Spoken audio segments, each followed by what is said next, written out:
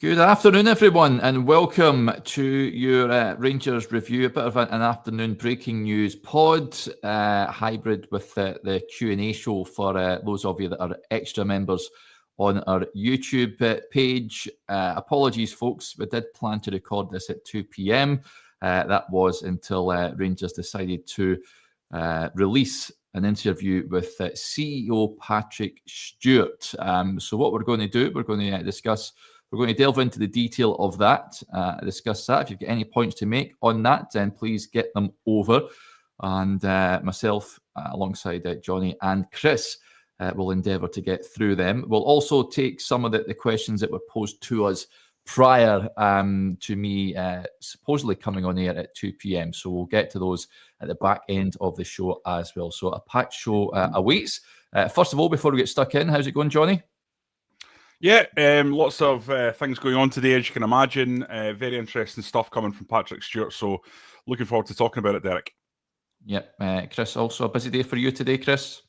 They're always busy days, Derek. You should know that by now. No, I had my day planned out. Got a feature on the go for tomorrow morning, but this has changed the agenda slightly. So I'll get back to talking about the three boys down at Birmingham later on.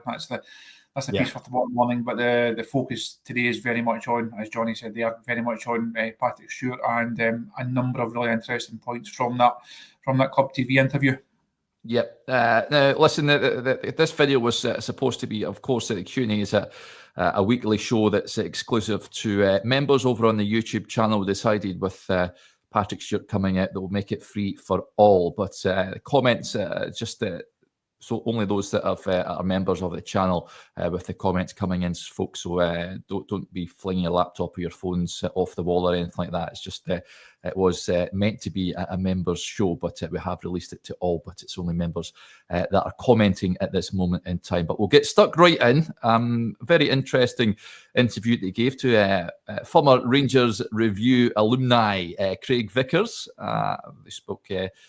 Questions were very good, of course, and Patrick Stewart covered a number of topics. First of all, he was quizzed on the exit to Queen's Park last week and how he reflects upon that. He said, look, I don't want anyone to doubt the gravity of the result and how I view the gravity of the result. You can't sugarcoat it. It was disastrous. It's historically, obviously, a significant moment. It's the first time we've gone out to lower league opposition at home in the Scottish Cup. That is not lost on me. That's obviously a source of shame for the club. Clearly, there's financial impacts as well, but more importantly, it was a really good opportunity to win a trophy, and now that's gone. It's impacted everyone at the club. Let's be clear.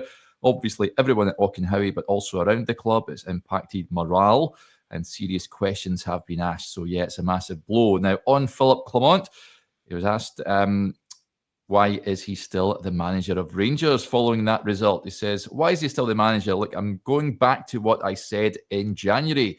We have been underperforming as a club for several seasons now. That's not down to a manager. We've changed the manager and it's not made a difference. But what I'm doing now is I'm looking at the root causes of that. And until we sort these root causes, then it's akin to trying to fix a broken house and starting with the ceiling instead of starting with the root foundation. So I'm going into the foundations and having a really good look at this. So that's the first reason. Secondly, for all the Queen's Park result was disastrous, I think we do also have to give credit to Philippe and the team for the Europa League run. We had a really tough draw. 4 of the top 8 we played against, and we finished in the top 8. So they deserve real credit for that. And I don't want to take a step that would put further progress in the Europa League at risk. So that's another reason for why we continue to keep Philippe in his role. I've said this before. I'm not here to make popular decisions and get quick wins. I do not want to repeat the mistakes of the past. I'm not going to do that. I've got to keep real discipline and focus on making sure that we're making the right decisions in the right order for the long benefit of the club and not knee-jerk reacting to what was frankly a disastrous result. I'm not trying to duck from that, but we've got to stick to the plan.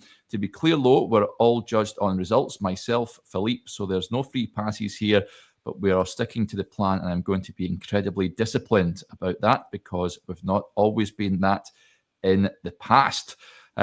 So just another big takeaway from what he had to say.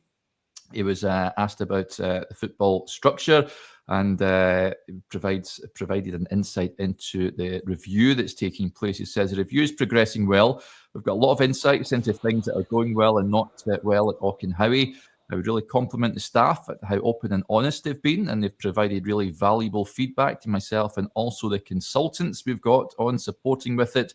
We're beginning to get some real tangible insights that are flowing into real recommendations that we're starting to action.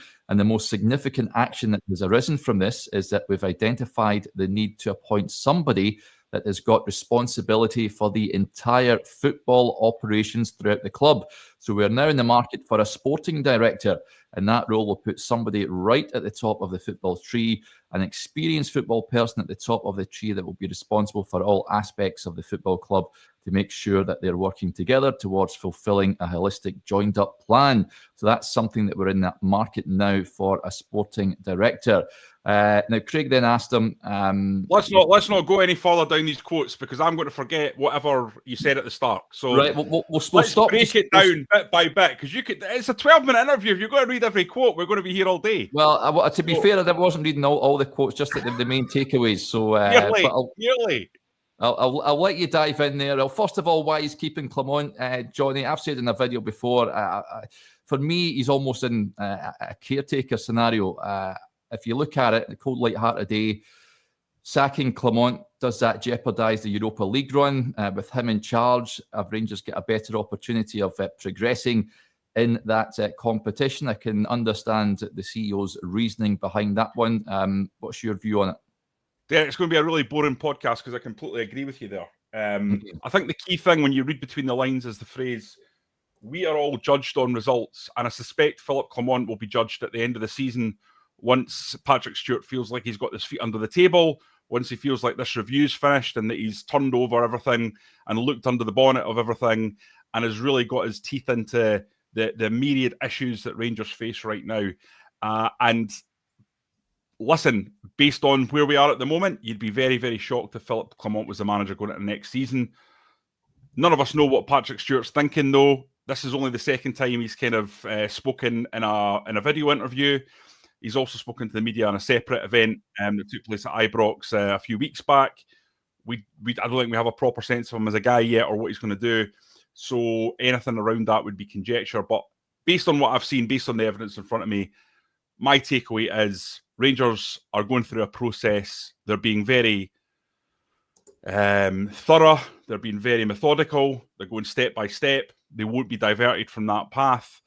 And I would imagine come the end of the season, there'll be a review of the overall performance of the first team under Philippe Clement. And depending on where Clement is at that point will depend on his future. And I would suspect, and I would surmise that based on the results that we've seen domestically, it won't have been good enough to hit the benchmark that Patrick Stewart will have in place. But you never know. Europa League's still there. Could reach the final. We could see a big swing in domestic form between now and the end of the season. A continuation of the last 5 league games, to be fair, which Rangers have won. And then maybe there'll be a thought process that starts to come through that, okay, we're finally seeing this development as a young team. I don't think that'll happen, but it's not impossible. Do you agree with Patrick Stewart's reasoning with this on Clement's future, Chris? No. I don't. As a short answer to that, there is enough evidence now to suggest that Philippe Clement will not win the Premiership title for Rangers, not just this season, but next season as well. Even if he got to Europa League final, Giovanni Van Bronckhorst shows that that's not enough. Clement is here to win domestic silverware. He is here to win the Premiership. He's here to beat Celtic.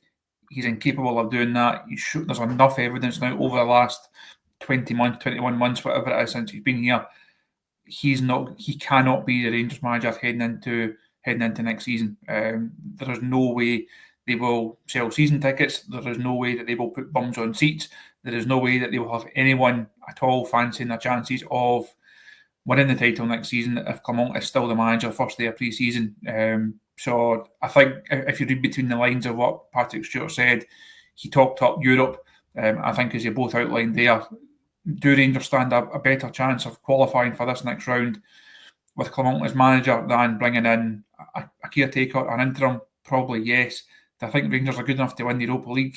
No, I don't think so. I don't think they're going to go on and win it. If they were to go one stage further, I think that parks the debate. It keeps the noise slightly down for a wee bit longer. As soon as they go out, people are going to be saying, right, Europe's done, season's been done for a long time. Why we're not sacking the manager?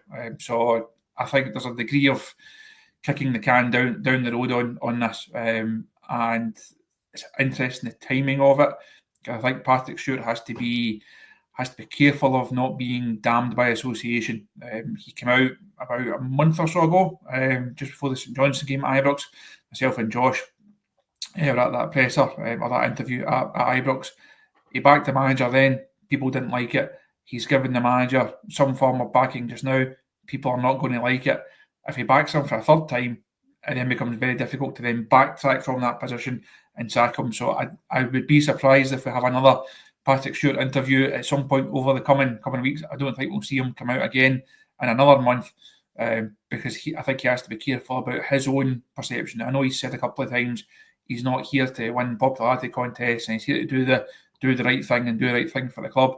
He also has to do the right thing for himself to keep himself in a job. And if the fans lose faith in him, that's then a problem. So I think it's a delicate situation, but the bigger picture and the main issue is Philippe Clement cannot be Rangers manager long term. Yeah, so the fan clamour is the reason why he's come out, I think, to give this sort of explanation as to why he's still in a job. From that answer, Jonny, many fans were saying, oh, we can't keep sacking managers. That seems to be reading between the lines, or well, it has. It was pretty much what he said there, what Patrick Stewart has said. We can't keep sacking managers. He says we've changed the manager. It's not made a difference. That's not much of an argument for a manager that's underperforming, is it? That you just can't keep doing the same thing? I think this is not a surprise to anyone who's been close to the club. A senior club figure at the start of the season suggested that they wouldn't be changing the manager regardless of the situation at the club. And they've been pretty much as good as the word on that front. What we've seen is, I think, a Rangers board that is determined to break the cycle of sacking new manager in mid-season. It doesn't work. That said, I don't think necessarily the sacking part of it has to be wrong. I think appointing someone mid-season when they have to take over another manager's squad and they have to work with a squad they haven't had a pre-season with, when they haven't had an opportunity to have a transfer window, those things to me are more important. And but there is still Europe to play for, so that's clearly what the club are thinking about. I personally think you've got to a stage with Philippe Clement where there isn't enough evidence about the domestic scene. I think it's interesting Patrick Stewart chose to point to Europe as being one of the factors in the decision-making process. I think that speaks to something which I've kind of felt for a while now, is there's been too much of a focus on Europe, just full stop. I think Rangers need to completely refocus on the domestic scene, and Europe needs to be very, very much secondary beyond the basics of getting to the league format point of the tournaments. And I think at this point, one of the callers is saying nobody cares about Europe. And I think Rangers fans in general have got to the stage where Europe is very much secondary towards the domestic scene, and the focus of whoever comes in or whatever they do needs to be, is this squad capable of winning a league? And is this squad robust enough to deal with Scotland? And does this squad have the capability of dealing with the challenges that are specific to Scotland? Anything else about Europe, that's absolutely secondary for me. And that needs to be at the core of whatever changes they make between now and the start of next season. Because you just can't go on at a club like this being so definitively second best as they are at the moment in terms of the league and the cups. The performance in terms of the loss to Queen's Park was obviously risible. I think Philippe Clement has owned that. Patrick Stewart has owned that to an extent. They've not kind of shirked from the responsibility on that front. But at the same time, Rangers is a club that's been built on trophies, and if you're not winning trophies at Rangers, and let's be honest, over the last 10 years, there's been nowhere near enough, there's always going to come pressure. And given the paucity of the quality of the championship attempts, I think that's why we're at a situation where the fans are kind of at breaking point, and there's a lot of ferment going around. Yeah, Ricky sort of goes along the same thought process as me. He says European football is a must. That's where the money is. There is very little money in our league. Yeah, absolutely bang on. You've seen the sort of disparity between the Champions League and the Europa League. Celtic getting close to 50 million quid for their participation in that competition. Rangers at the moment are just past 18 million, I think, in terms of revenue. Let's hope they can add a few much more funds in there before the campaign is up. Fundamentally, the way you earn the most money is through the Champions League, and you get to the Champions League by winning the league.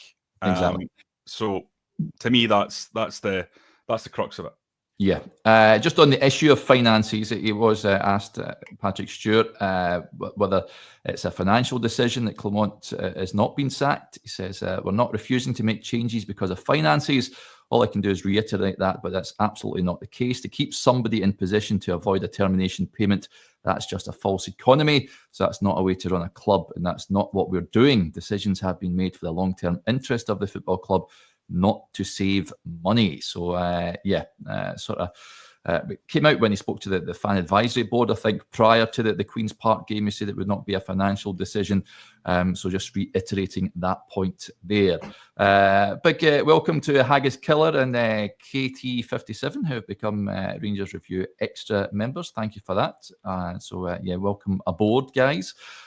Chris, let's move on then to, you mentioned that the structure, and they'll be looking to appoint a sporting director, something that's not really been in place since Ross Wilson packed up and left for Nottingham Forest.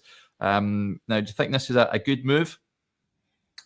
As long as the structure round about him is correct, as long as the appointment is correct, as long as the finance is there, as long as the manager is the right person, then yes.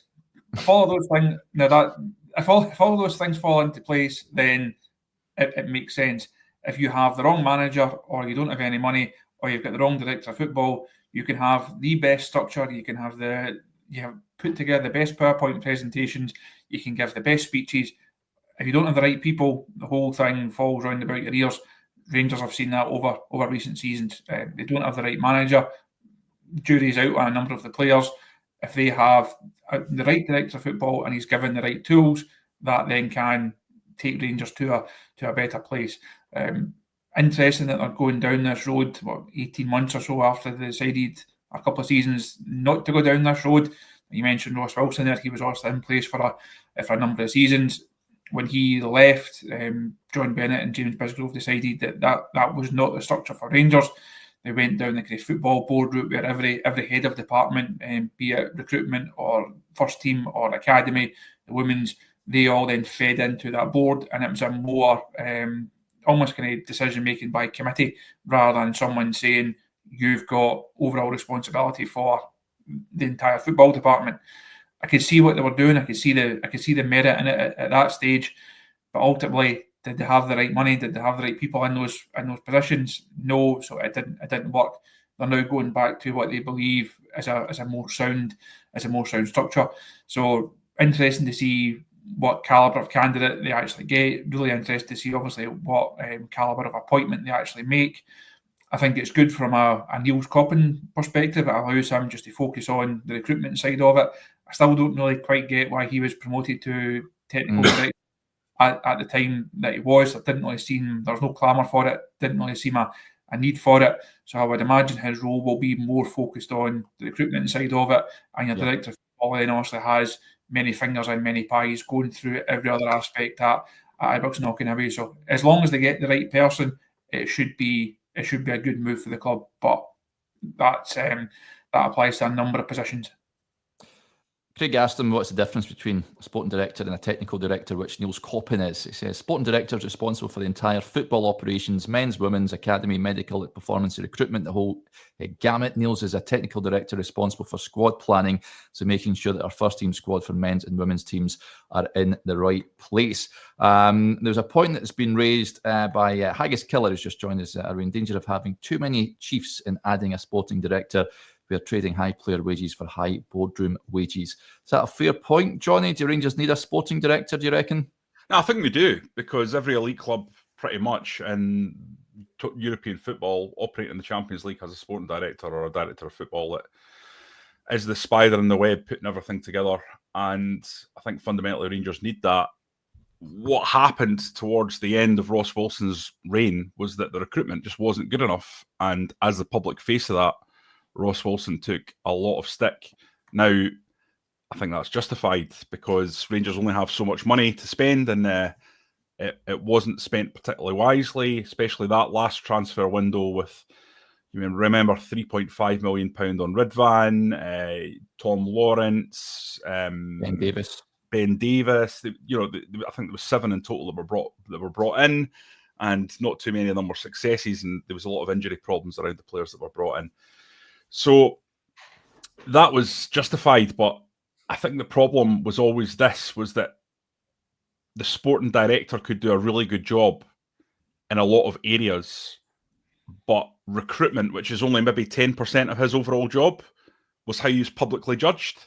So you could be doing a very, very brilliant job with 90% of the other. I'm not suggesting Ross Wilson was, I'm just saying, hypothetically, could have been doing a brilliant job in that other 90%, and then maybe only doing 50-50 job on recruitment, and the public perception is that he's not very good.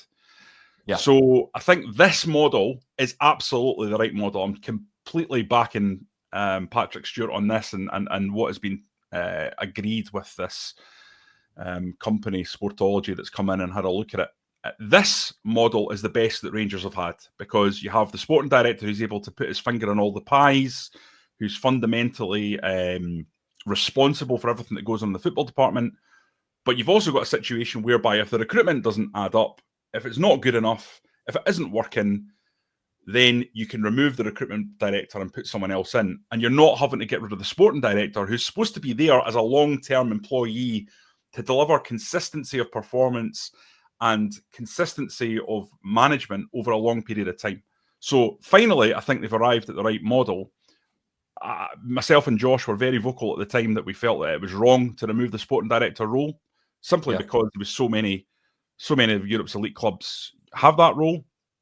It is the last kind of vestige of the Bisgrove Bennett era and what they did to change it all up that has now been scrapped, and we're going back to the way it was before, which I think is also interesting. But for me, absolutely the right move. And yes, I think the commenter is absolutely right. It's going to be an expensive hire. This is not going to be somebody that's going to come in on $5,000 a week. This is going to be one of the top earners at the club, I would imagine. But given the importance of this role, I think that's money well spent, and you get the structure right and work down from there, I think. Well, interestingly, he was asked if he's put a timeline on appointing someone. He says he's not going to put a set timeline on it because it's about getting the right person that's going to be the best solution for Rangers in the long term. That means we'll necessarily wait to get the best candidate and not jump to the one that's available at the earliest opportunity. So it may take some time before they get someone in, Chris, but I think it's something that you'd imagine, as he touched on, the elite clubs in Europe all have a sporting director. Rangers have went down the avenue of not having one. They're not necessarily worked. I mean, you look at Ross Wilson now at Forest, and they're up there challenging at the top end of the Premier League, which is just bonkers, really. Well, he's got a lot more money to play with, but yeah, I think this is probably a good thing for Rangers to go down this avenue. Interestingly, Steve O, the point says a sporting director would save us another Beale Clement scenario where the manager has too much influence or a workload taking his focus off the first team. What do you make of that? I think Beale and Clement are slightly different scenarios, to be honest. I don't think it's the same. I think Clement has been quite keen for other people to come on board. He's mentioned a few weeks ago he felt alone in the desert, I think was the phrase, but he's really been the only guy speaking and only kind of visible person there. I think he was quite pleased when Patrick Stewart was appointed and when Fraser Thornton was appointed as chairman, because it gave fans almost other people to go and shout at rather than him. So, but even if you take it on a recruitment basis, we know Michael Beale did a lot of that himself. He spoke about it at the time how he enjoyed going to these meetings, and he was flying off here and everywhere to go and meet players in person and to go and try and get those deals done. Different style, different scenario with Clement. Neil Scotland has done a lot of the initial groundwork. It's Coppin that's producing these lists of players. That's then finally put to the manager, and of course the manager then has to speak to the player before pen is put to paper. But I think it's different from how Michael Beale was doing it. It really was a one-man show under Michael Beale at times. He was identifying the players. He knew a lot of them from when they were 7 years old, whatever it was at the time. He knew them. He then went and did the deals, and it was then James Bisgrove and John Bennett then signed it off. So I think it's two different scenarios. I think as we just outlined the last 10 minutes or so, we do believe it's the right thing for Rangers to do. It's the right way for Rangers to go. I go back to my previous point, as long as you have the right man in place. Yep, some interesting questions being raised here. George and Craig with similar points. It says, any names jump out to you guys for sporting director? Any jump out to you, Jonny? I immediately was thinking that I don't think he would come back. Please, don't. You know where this is going, Jonny. For the next 3 weeks of tabloid crap about Graham Souness, and I can't bear it. I can't bear to hear it. So tell me what it is. Well, I was going to say, but I don't think that's a role that would. I don't think that's a role for him, is what I was going to say. So is there any other person out there you think could fulfill that role for you? That's actually that's not the name I thought you were going to say. I thought you were going to say Davy Weir. Well, Davy Weir is, I think, the last time I knew it, I think Everton are looking quite strongly at Davy Weir, aren't they, for that role there? I mean, certainly Davy Weir. I think if you could go and get Davy Weir, I think you'd have a number of obstacles given his relationship with the board from the last time he was assistant manager at the club and he left under a cloud, I think it's fair to say.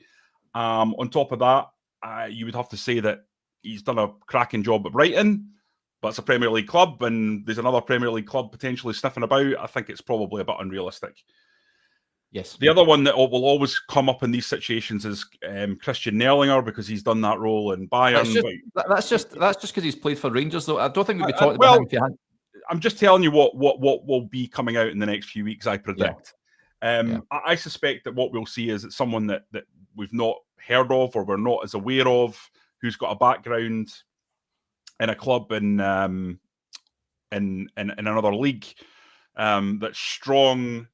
And a CV that stands up to scrutiny in terms of having been a sporting director, and someone who has a track record of hitting whatever Patrick Stewart's KPIs are. So things like developing young players, building a structure, dealing with the media at a big club. All these things will be key to whatever hire they make. I would be surprised if it's anyone that we know. I'd be surprised if it's a former Rangers player, because if we were aware of a former Rangers player who was doing well currently or had a really good record currently or in the last few years of being a sporting director, then I suspect that we'd immediately jump to that. And I don't think there's anyone out there, maybe Chris will correct me, I don't think there's anyone out there that is someone that we've been tracking as, this person's doing really, really terrific work as a sporting director in Greece or in Holland or in America that we're not quite aware of.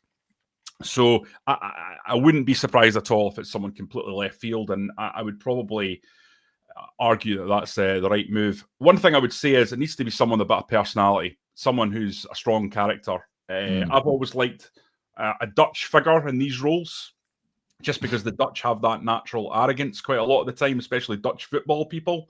So let's bring in a Dutchman. Let's get that sorted out. They're always good for a quote. They know their stuff inside out. They know youth development. So that would be my argument. Just let's go and get a Dutch guy. I wonder what Big Bert's up to these days, but it's an interesting suggestion. That's you doing it now. Just that's because it's your pal. Yeah, you can't help but love Big Bear, cracking big guy. Craig says Dan Ashworth is an example of the kind of guy we are looking for. Now, did good work he's on at about Newcastle. $5 million a year or something like that when he left Man U, wasn't he?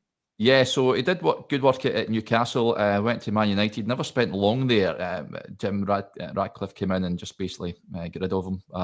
But that is a sort of calibre of individual I would be welcoming to Ibrox. Has that Man United connection, of course. Patrick Stewart, of course, came from Old Trafford at the time. I'd imagine you'll be aware of him. Yeah, that's a decent suggestion there, Craig. Ricky says Claudio Reyna. He's over in America, isn't he? Working for a team in the MLS, Claudio Reyna, if I'm not mistaken. I think Carlos Bocanegra is another one, ex-Ranger, who's at Atlanta United or something like that. He's over there. So I guess there's going to be a host of names being bandied around. Just to tie in with your Dutch suggestion, Craig says Mark Overmars. Is he Ajax just now? I think there's been some stuff there. Let's not get into that. Okay, we'll move swiftly on from that one. Yeah, is anyone off the top of your head, Chris, that you think could come in? I want to see Chris's response to this one from Ricky. No. Thought you might say that. Let's not go down that particular road.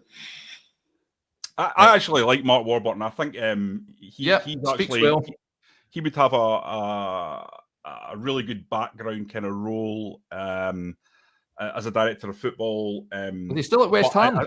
I don't think he's working at the moment. You know, he was at West Ham, and after they won the Conference League, he left and hasn't worked since. I don't think in football, but someone like that who's got a background of youth development and then coming through the different kind of layers of football hierarchy in terms of the jobs that are available, I think might be someone they look at, someone who's got that ability to understand everyone's role in a club, because that's important, isn't it? It's being able to know what good looks like. But it's one of these, I suspect that anyone who has a kind of short list drawn up, I think a lot of these guys that are potentials for this kind of role are going to be people that you've not heard of. There'll be people in leagues that we don't follow closely, that are doing really, really well, that are doing exciting things that we're just not aware of, Derek. You look at, for example, like in the Danish league or the Swedish league or the Turkish league. I mean, how close are we to the kind of sporting director work there? It might be that there's a small club in the Turkish league that's had great success over the last few years that we're kind of not truly aware of. So, didn't he have an understanding of the Scottish game, though, Johnny? Someone that's aware of the intricacies of Scottish football? For this role, I think it definitely helps. Definitely helps. But for me, is there a perhaps part of this role that not having that would help in terms of you're coming at it as an outsider? Look, can we do things differently? Can we change it up? This is a club that's failed for quite a long time now, with a new outlook and a new insight to deliver to the club. I wouldn't be opposed to that, but I always think that the struggle is if you have a manager that doesn't know the league and comes in, then you're always going to have a period of adjustment to the league, and that can be a period of pain. It wasn't for Clement, to be fair. Clement came in and adjusted to the league pretty quickly. It was just after 6 months or so, it all collapsed. And then ever since then, we've been wondering why did he seem to adjust to the league so well at the start and has never quite been able to get that level of consistency that he had. I think it was 18 wins out of 20 or something like that when he first arrived. So that's a curious one and quite unusual in that regard. It was finally asked Patrick Stewart about what reasons do the fans have to be optimistic about the future. He said the board are committed to ensuring long-term success for the football club. One of the tangible steps we've taken is appointing myself as a CEO who's empowered to operate the club day-to-day, and also an independent chairman who's here to support me in that respect. As part of this, I'm reviewing everything that we're doing and taking the necessary steps to ensure that we're getting the foundation stones correct. It's going to be tough. I don't want to shy away from that. It's going to be tough, but if we do the right things in the right order, I'm confident that we'll get there and there will be long-term success for the club. And just to be clear, by success, I mean winning.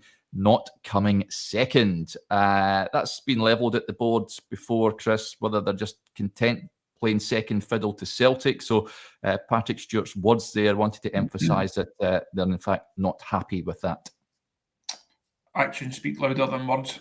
So time will tell if they make the right appointment as the next Rangers manager, if they make the next appointment as sporting director, if that's the correct one, if the finance is there, if they can somehow give the fans something to believe in again, if they can get the fans back on side. I think they've got a lot of work to do in that regard.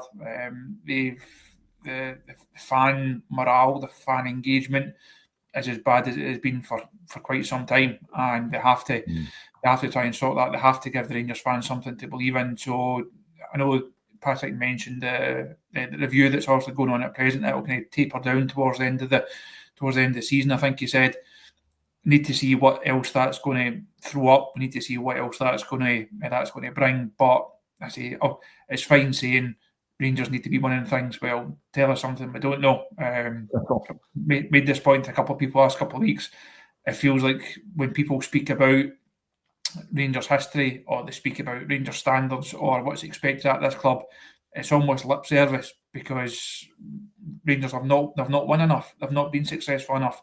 They're living off past glories. The montage that you see at Ibrox to mark 125 years of the stadium. How many goals of the last few seasons are in that montage of great Ibrox moments or great moments that have won silverware? They're not there because they've not been there. Yes, not getting to Seville was great. Yes, 55 was great.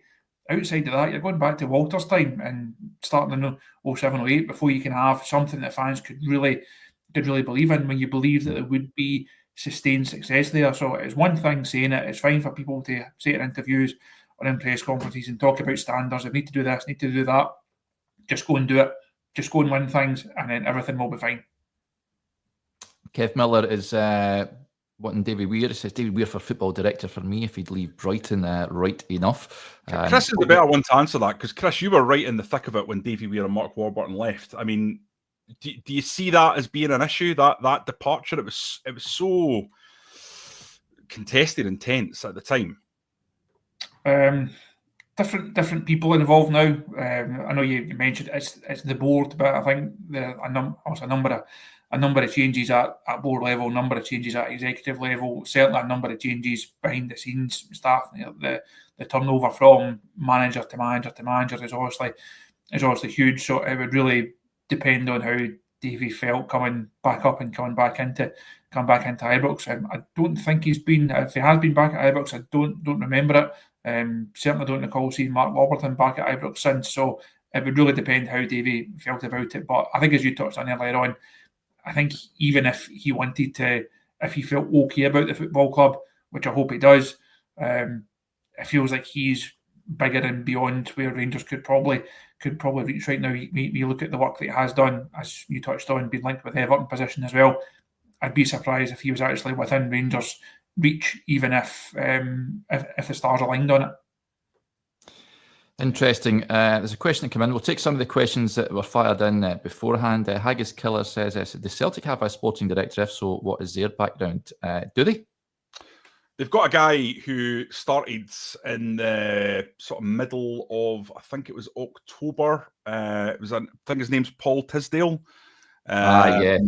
He wears top hats and all that sort of stuff. Yeah. He's a self-described football doctor. He was a football consultant before he came in as the head of football operations. Yeah. And I think he's heavily involved in the recruitment, working with Brendan Rodgers, and is key around talent identification and the academy and linking that to the first team, etc., etc. So it's kind of that role essentially, but without the title, and I don't think it's as overarching as this one that Rangers are suggesting. Yeah, he doesn't wear top hats. He wears. Yeah, in fact, I did see a picture of him. Yeah, he was down at Exeter. He's a fancy dresser, that's for sure. Yeah, he likes his clover. There's right, let's get to some of the points that were coming in prior to Rangers releasing that interview with Patrick Stewart. Incidentally, you can go and watch it on the YouTube channel, folks. You can read everything he had to say over on the Rangers Review website. Janzi got in touch. Hi, Derek. One of many business decisions before the review was completed was to promote Niels Coppin.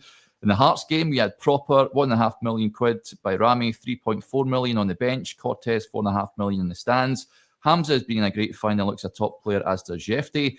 Surely we need far more value for money that we spend.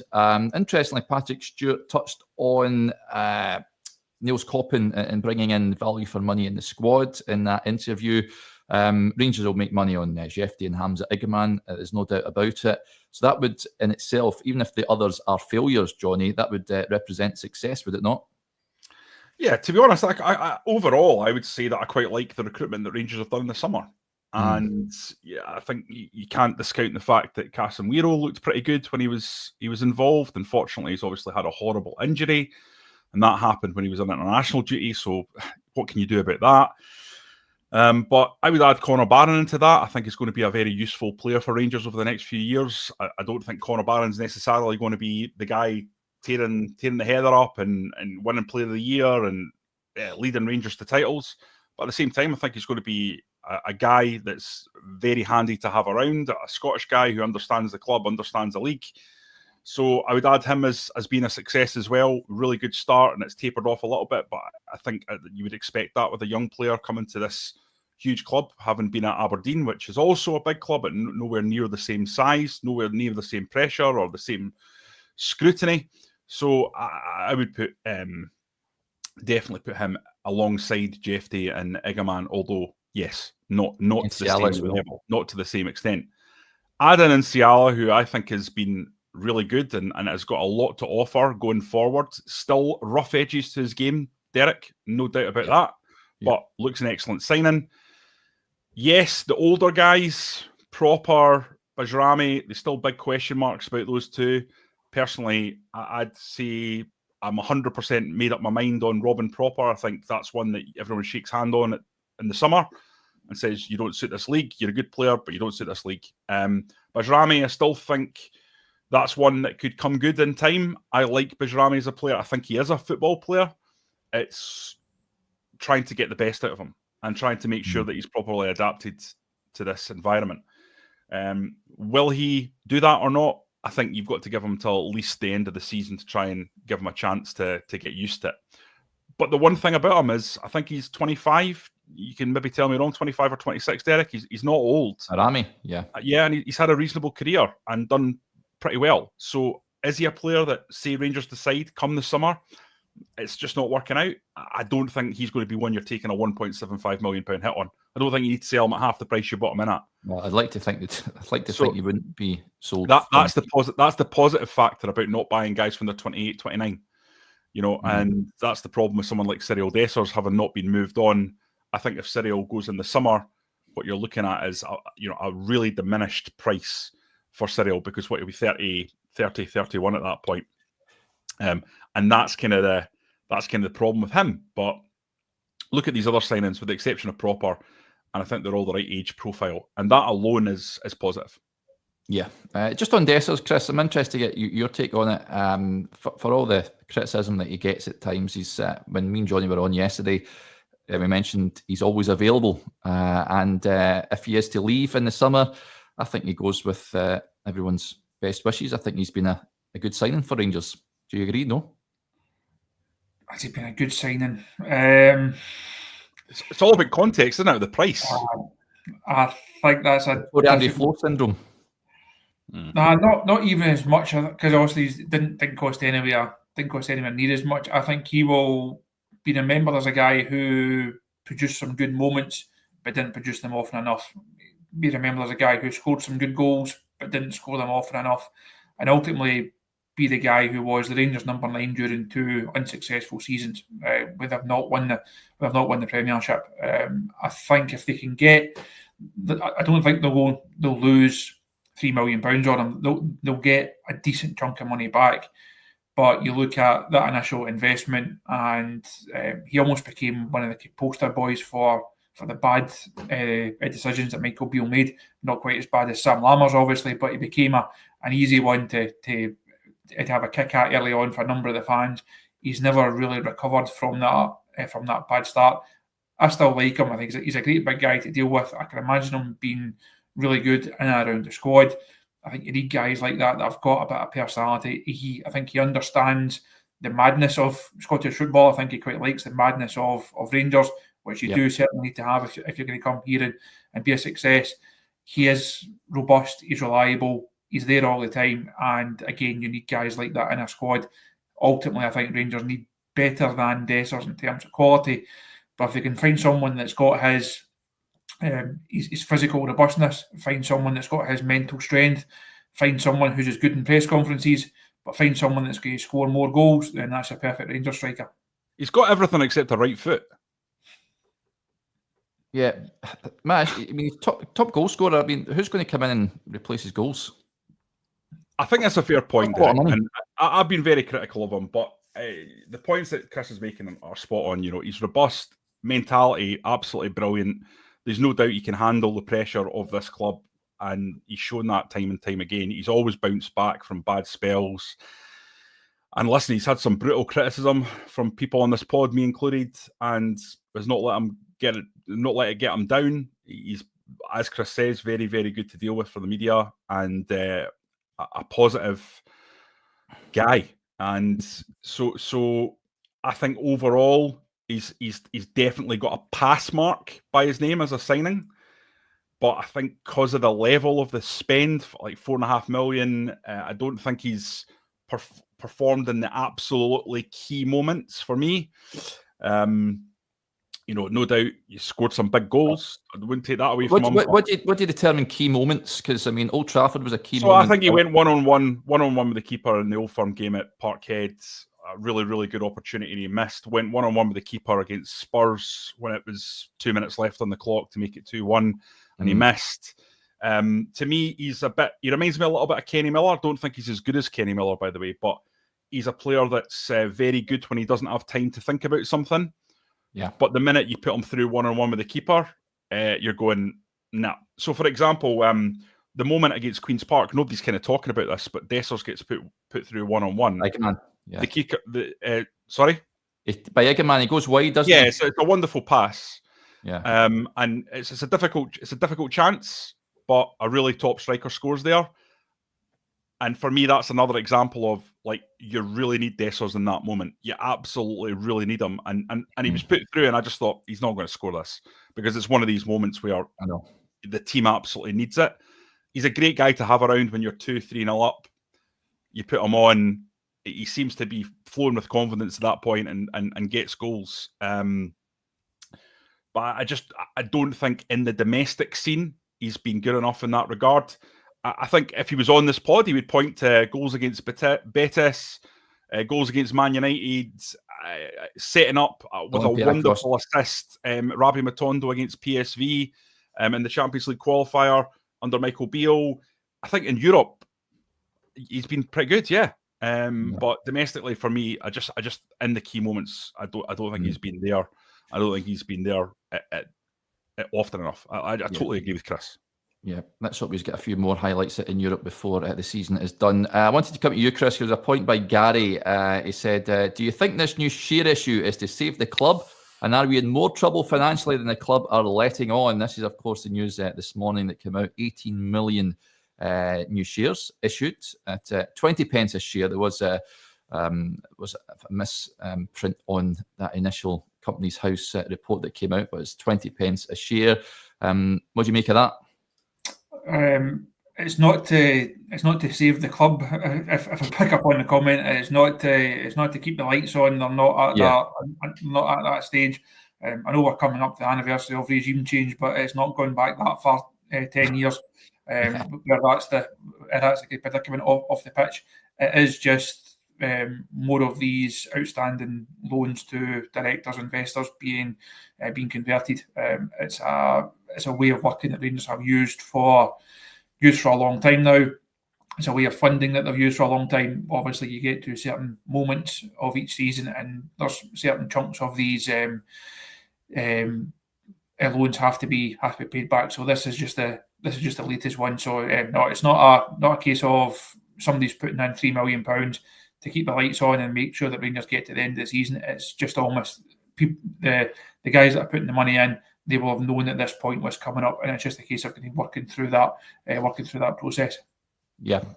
Steve says, I've always found it easier to work on the assumption we are always close to financial ruin, saves any speculation. So that's what he has to say about that. Just a couple of final points before we wrap up on what has been a bumper show today. There was an interesting question that came in earlier on. Fruit Pastel God. I'll direct this at myself and you, Jonny. Derry, what's your opinion on the, once again, same as last year, Seema leaves as we can't afford him, and now it's Czerny this season, so where does he go next season? He also says RIP Denzel and Rick Buckler from the Jam. Well, good to hear from you, Fruit Pastel God. Point is on Václav Czerny, of course, as he become the Abdallah Seema of this season. Do you think that is a move Rangers will make permanent, or is it another case of maybe even Tillman, Seema, more recently, that he'll just head off to pastures new? I can't imagine he'll be short of offers, Jonny, in the summer. Yeah, listen, you just got to look at the bare stats. We're talking about a guy who's got 21 goal contributions in 38 games for Rangers this season. Very good in the league, 12 goal contributions in 23 games. Quite often over the last few seasons, we know that players have tended to perform quite well in Europe and then maybe not as well domestically, but Czerny's numbers in Scotland are really good. I think he's going to be outside the price range. I think we're talking about a player that's going to go for £7 or £8 million. Listen, you've got to wait and see. Perhaps no one comes in the summer for Czerny. I'd be surprised at that. I think he's a really good player. I think he stood up to, again, a little bit like Desser's scrutiny, criticism. He had that appalling miss. I think earlier in the season. Remind me who it was against Leon, of course. Yeah, and that would have broken down players because he got a real bit of stick over that.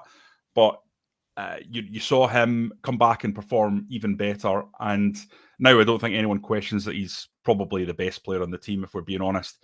Igaman may be better than him, but Igaman's going through a wee spell at the moment, isn't he, where he's not performing to the levels that we've seen from him. You've got to expect that with a young player, but Czerny's really been the best right-sided attacker Rangers have had for a long time. I mean, the last one that came close is Daniel Candeias, and I think Czerny's quite a bit better than Daniel Candeias, if I'm being honest. So I think most people in the club would want to retain him for next season, because then you could just put that position to bed and say, right, we've got someone for the next well. But I think, does he fit into the plan? He's 27. He's going to be 28 this year. So if Rangers were to sign him in June, very quickly becomes 28. You're not getting your money back. You're not getting money back on a Václav Czerny, are you? You're going out there as a club. You're going out there as a club who's catch rich to buy in someone that's the real deal, who's the finished product. And that's what Czerny offers. But I'd be surprised if Rangers were able to pull together the money that made that work. Yeah, and just off the back of that, Chris, Kev Miller get in touch. He says, just sort of related, he says, Derek, we lack a left winger and Czerny constantly cuts inside on his left foot. Can we try him on the left wing and give McCausland some game time on the right? I think, have we seen Czerny on the left? I don't think we've seen him on the left. He doesn't like being out there, does he, either? He likes doing that sort of Arjen Robben-esque cutting inside onto his left-hand side. You see many clubs with left-footed right wingers. It seems to be the in thing at this moment in time. But what do you make of that point? He may well have been on the left at some point. Can't think off the top of my head, but Josh is the man that we need for these situations, because his memory is his memory for nonsense details such as this is far better than mine. So if Kev wants to come back on Monday morning and Josh is back on duty, I'm sure he'll give him a rundown of that 4 minutes against Motherwell at Ibrox or something, no doubt. But I don't think it's a long-term solution. I think Czerny has said himself, I'm sure one of his first pressers, he said that was his role. That's where he wanted to play. That's where he's played most of his football. I think that role suits him well, because it does allow him that opportunity to move inside the pitch and then try and link the player, try and get a shot away.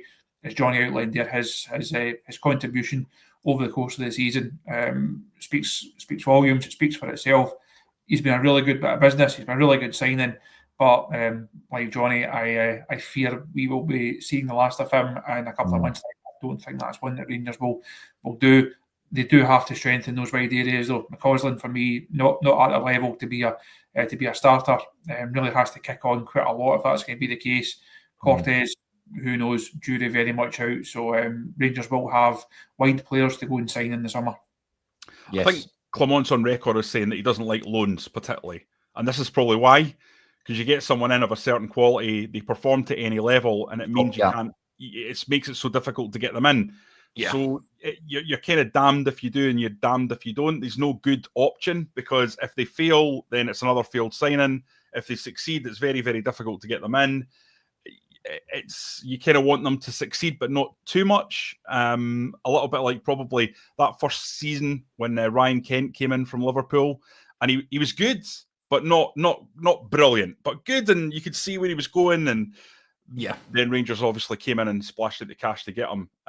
But I can't imagine that that all that money would be splashed on a player of that age when you know the market the Rangers are operating in. You could probably get 2, 3 or 4 players, but that's not to say it wasn't absolutely necessary. And it's been a great signing. You know, that means that for this season, the right wing position is sorted. They don't have to worry about it, and they can concentrate the rebuilding cash on other areas of the team that, let's be honest, they were absolutely needed. So, but it's going to become an issue again in the summer if Czerny isn't here, and I suspect he won't be. Yeah. Right, we'll wrap up there. A bumper Q&A for you, Q&A / afternoon breaking news briefing, but a big thank you to Jonny and to Chris for coming on with me this afternoon. Just a heads up then, folks, I know we've got a couple of members joining us on this show, so thank you for signing up and supporting the work that we do here at the Rangers Review. We normally record a weekly Q&A exclusive to you guys on the Extra channel, so if you're watching this and you fancy a bit of that and extra Rangers content, then you can sign up. It's very easy to do. There's a join button on the Rangers Review YouTube homepage. Click that. It has to be the desktop version. Click that and you should be able to join us. And if you are a viewer and you've not yet hit subscribe, that is totally free, of course, as Johnny's just flashed up the banner there on the screen. You hit that subscribe button, folks, and hit the notification bell. You'll never miss a video when we go live. Right, thank you again. And what's coming your way tomorrow? I'm back on with Chris, who'll join us at 9:30. We'll speak to you then. Until then, enjoy the rest of your Wednesday. Bye for now.